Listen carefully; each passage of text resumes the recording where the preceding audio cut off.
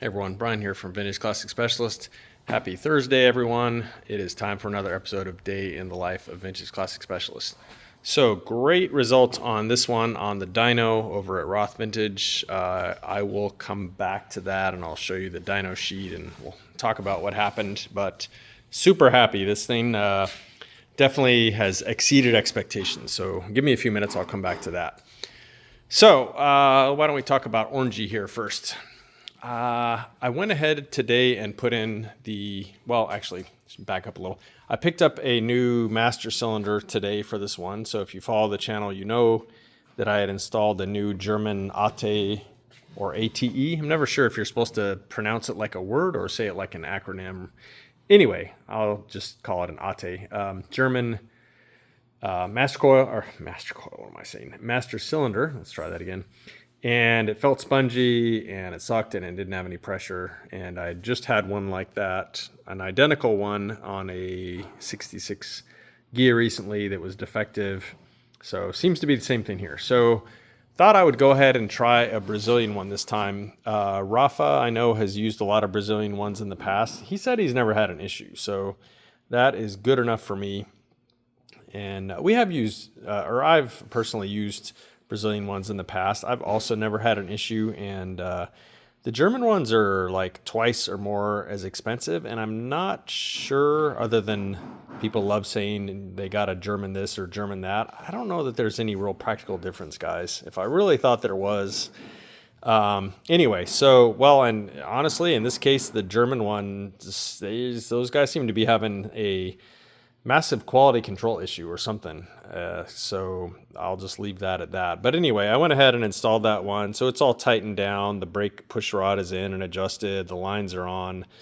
Put some fluid in it. And then, I don't know, guys. I didn't feel like working on it anymore. So I pretty much stopped at that point. So tomorrow I'll probably grab one of the gang here and we'll go ahead and bleed it. And I have little to no doubt that it's going to bleed great, and then we'll put it back together and I think it'll be done. So that's really all it came in for, is the brake issue he's having. And originally, if you're new here, the master cylinder that was in it was leaking, and it was leaking basically where the piston goes in. And so you can't really see it when it leaks there because it leaks down into this little dead space inside the chassis there. Anyway, long story short, putting a new one in. All right, guys, so let's talk about this beauty here. So I'm kind of on a roll, so I wanted to keep working on this one some. And so today, on the back, all I did was put on the suspension stoppers. Not a big deal, but again, lots of little things add up to built cars eventually. But anyway, the major things I did today are went ahead and assembled and installed the ebrake handle, which of course we had all powder coated and zinc plated and all that good stuff. Restored all the sort of hardware that's inside of it. There's a rod and a spring and all that good stuff. So yeah, that is all assembled, and it's not adjusted yet because I don't have the drums. They're being machined still. Probably they'll be done. They're probably done now, but so that's not really adjusted. The nuts are just on there as, sort of placeholders. But the other thing I did then is I went ahead and replaced the heater cables. So on these later Beetles and Ghias, they have two controls. So one of those is for the heater control valve for this valve right here on both sides. So that controls how much hot air is sort of blowing into the back seat area through those two valves. So that's one lever. And then the other lever, of course, controls the heater boxes back at the motor. So went ahead and replaced both of those. They're actually each one lever basically controls two cables. So in the case of the one, the cable pretty much runs to each of those. And then on the other one, the single lever, it runs back to both heater boxes. So anyway, yeah, replaced all those cables and then went ahead and assembled the levers and all that stuff with all new bushings and new lock nuts, all that stuff. So yeah, operates super smooth. And yeah, I can't put on the boot yet because again, we still have to adjust the brake. rather just prefer to leave that off until we adjust that. Then hopefully at that point we're just done monkeying around inside there. So I did that. That was like a reasonably good size little project.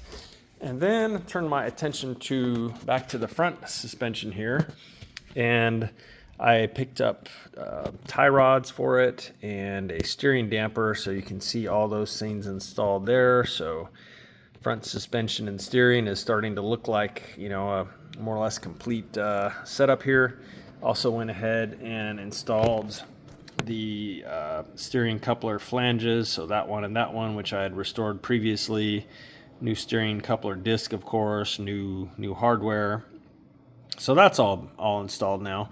It's just loose on there because we need to set the position of the steering column once we get that in. But this stuff here is all tightened down. What else, guys? So here was a little surprise that I ran into. Was apparently this car got hit or something pretty bad on that side at some point in its long life. And the reason I know that is, like, bodywork aside, this car had been hit like on every side. I think it had body damage like every panel on this car. But anyway, this one I think was significantly bad. I'm guessing it was due to a collision of some sort, because the spindle on this side is a later spindle. And the reason I figured that out was that in the 68 and a half, so like halfway through the 68, which is what this car is model year, they went to the larger diameter tie rod ends. But when I ordered tie rods for this car, I checked the original tie rods that came off, and I also checked the pitman arm and stuff like that. Boom, they were all the small one. However, when I went to put that tie rod end on that spindle, you know, I was just happily going ahead and tightening the nut, and the nut just kept like turning, or I thought the nut kept turning, and it wasn't getting tight on the spindle. And come to find out, it's because the tapered shaft was too small for that spindle, and so it was basically just turning the whole tapered shaft in there once the nut, you know, essentially like bottomed out or whatever. It was just rotating the shaft and not tightening down in the female taper of the spindle there. So figured that out, and Eddie and Dave's garage to the rescue. I was able to buy a single larger size, so again 68 and a half and up tie rod end, and just swap it out on this tie rod assembly, and then boom, all together.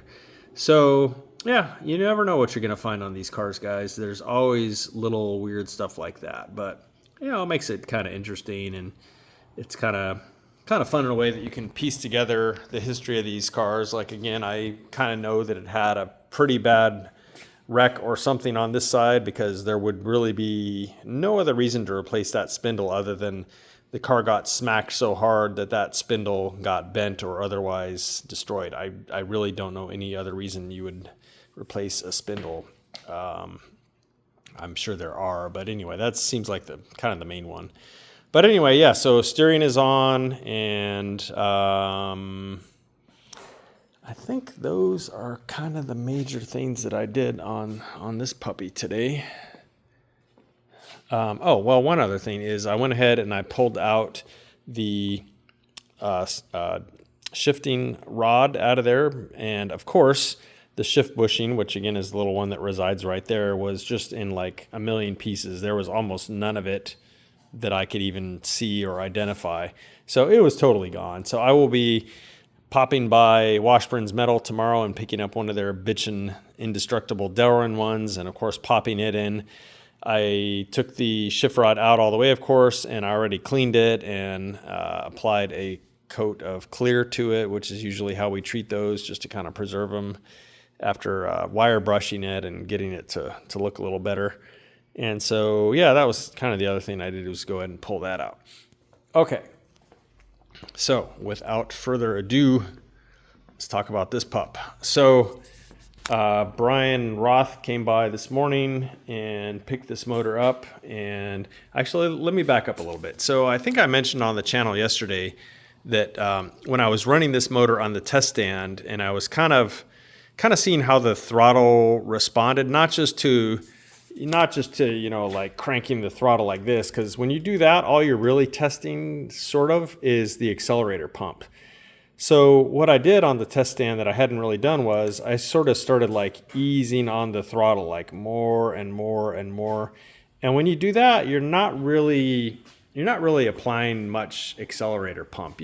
They're doing a little bit, but mainly what you're getting is just the motor kind of like transitioning through the idle circuit and into the main circuit and so on. And so when I started doing that yesterday, which again was the first time that I'd kind of rev the motor in that way, it started falling on its face probably at like 3,000 or so RPMs. It just started like trying to stall, actually. It was pretty bad. And so I remembered that these Impy Cadrons have a missing hole in their Venturis. And I had been through this whole thing before. It'd been a while with a Baja Bug that had a 1776 in it with these carburetors. And so AJ over at Low Bucket, he's got a little jig and he's able to drill that hole, which is missing in the Venturis. And so got those back from him this morning and brought them back over and was just finishing putting the carburetors back together. And Brian showed up to pick up the motor in his truck, and he was gracious enough to give me a few minutes to finish putting the carburetors on, and then he took the motor over and got it fired up and kind of checked the timing and stuff like that. And then from that point, I joined him over there and we started dyno tuning on it, and it was still doing that real bad stumble.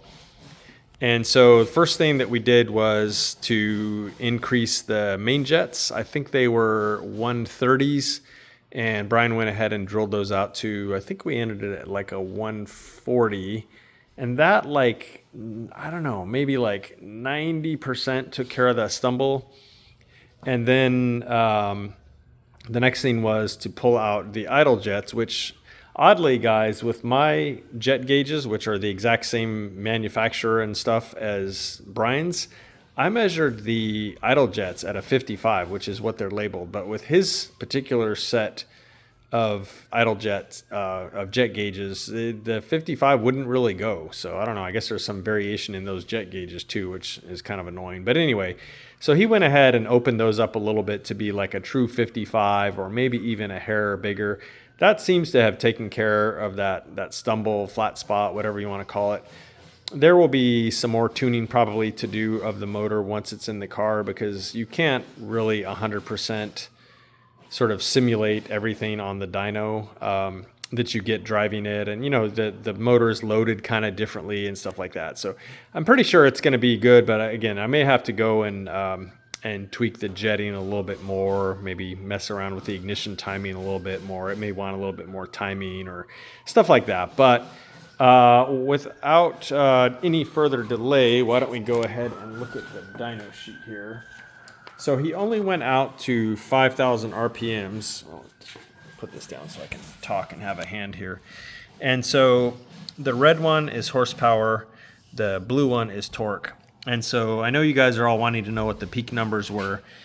So the peak, let's see, I always have a hard time finding it. Yeah, so the peak torque was 115 foot-pounds at 2,700, and the peak horsepower was 92. So 92 horsepower, 115 foot-pounds of torque. Guys, I am stoked about those numbers. This little thing is awesome.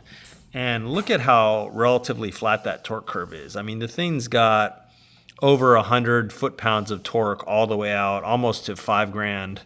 And it seems like it probably, he started at the dyno at least at 2,700. I almost kind of wish he would have started a little bit lower, but I have no doubt that this thing's got more than 100 foot-pounds of torque, probably at 2,000 RPMs or so. You can kind of extrapolate with your eye and imagine that this is probably over 100 way out to here somewhere. So maybe 2,500.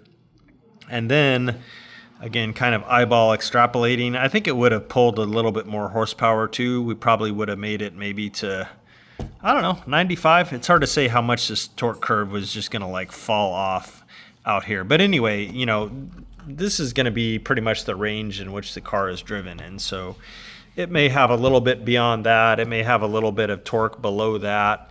But yeah, guys, I am super stoked. I was hoping for like maybe 80 horsepower, which again, in my mind, I wanted to hit twice what the 40 horse came with. Well, we well exceeded that. It's actually almost closer. Well, it's actually more than twice. It's twice would have been 80. So yeah, we're at, I don't know, 2.3 times or something like that, the horsepower that this car came with.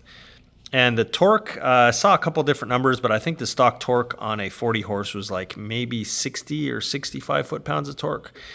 So at 115, yeah, we're not quite twice, but it's up there, guys. So I think this little thing is going to be a blast to drive. I really can't wait to see what this thing feels like and to get it back to its owners and for them to take it for a spin and see what a Beetle with almost 100 horsepower and over 100 foot-pounds of torque feels like, especially one like this that's, you know, basically like a tractor motor with this huge, broad torque curve. This thing is going to be so much fun to drive. Super excited for these guys. So yeah, I may go ahead and put this motor in next week. I don't really have any reason not to. At this point, we're done. You know, we've beat on it on the dyno now. It survived. It did great. It thrived, in fact. And so, yeah, probably next week, this puppy's going back home into the little car from whence it came. So the other thing happening around here, Renee is back to the white Beetle as far as metal and body work. And Santiago, our upholstery guy, is actually starting on the leather interior for that one. He picked up the material for the door panels, which is like a lighter shade of tan. And we have on order the leather for the seats, which is like a more like a chocolate brown kind of. So yeah, we'll get that leather for the seats tomorrow. In the meantime, he's already literally starting to do the door and interior panels. So coming right along this one. Well, all right, guys, that is it for today. I appreciate everyone and all your comments, likes, subscriptions, etc. And we will see you again tomorrow. Bye.